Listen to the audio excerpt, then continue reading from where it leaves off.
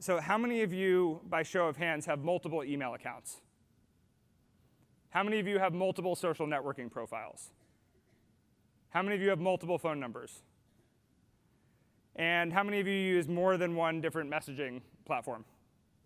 All right, so basically all of you raised your hands to those questions, and I'm sure I could ask a number of others. What you just revealed to me is each of you has multiple personalities. Because the reason you have multiple emails, multiple phone numbers, multiple messaging services, and multiple accounts is because you use them for different things, right? So you have one account that's for your family, one account that's for your business, and it's sort of sanitized in the right way. Maybe you have a rogue personality that you don't want your friends or colleagues to know about, and that's what a different account is for. The point is we're all walking around with a virtual entourage of ourselves. And that entourage reflects sort of different vantage points of who we are. In a world where it was just physical and we weren't splitting our time between the physical and digital worlds, answering the question, who am I, was a lot easier, right? You were the sort of physical person that people interacted with on a day-to-day. Your social graph was pretty small. Now more people will meet you digitally than will ever interact with you physically.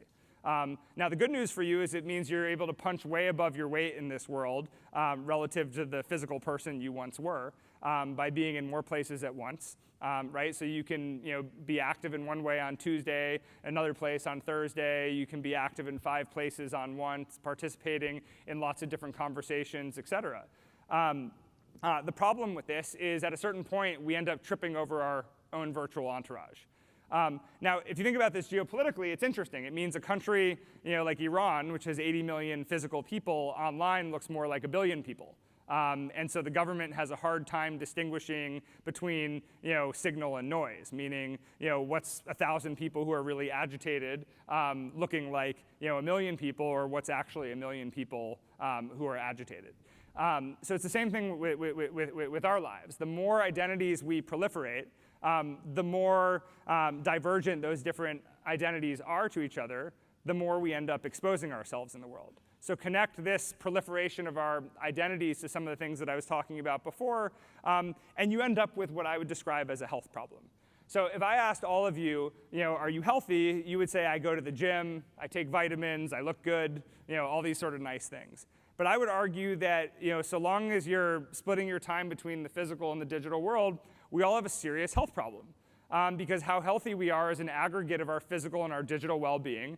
And we take care of ourselves in the physical world very well. How many of you, by show of hands, have ever gotten a pop-up on your screen that says your computer may be infected with a virus, you need to spend 20 minutes sort of upgrading your operating system and this and that, and just said, screw it, I'm not doing it?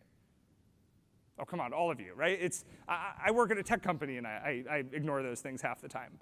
So for some reason, we're willing to massively inconvenience ourselves when it comes to our physical well-being. But we're not willing to slightly inconvenience ourselves when it comes to our digital well-being. And the problem is online, you're actually much more contagious than you are in the physical world. If your email gets hacked, think about the sort of thousands of contacts that you have, colleagues and so forth, who are then getting sort of weird messages from you. And as those messages get more sophisticated, it gets more and more embarrassing. And as our lives are increasingly wrapped up on our phones, think about the implications of being sick. Now, what's also interesting is, if all of you work at a company, you go through your cybersecurity training and your digital wellness and all these different things.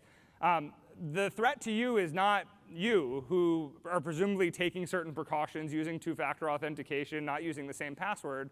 The threat to all of you are the people, the mother-in-law or the father-in-law or the grandpa or the grandma or your kids who don't have the same incentive to practice good digital hygiene, who, if somebody wants to get to you, they'll go through them, right? And then next thing you know, you get an email from them saying, hey, so-and-so, look at what I did today, and you click on it. Next thing you know, both you and your entire company are compromised. This is ultimately how it gets done. And it's interesting because we spend all this money at companies giving you great healthcare and medical insurance and giving you a family plan to put your whole family on it.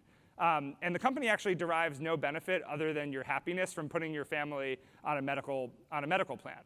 But the company actually directly benefits from making sure that your families are getting the same cybersecurity training and good practices that you're getting in your business. So companies can think about how to incentivize their employees for putting their families on the same kind of plan that they're being taken through as part of their training.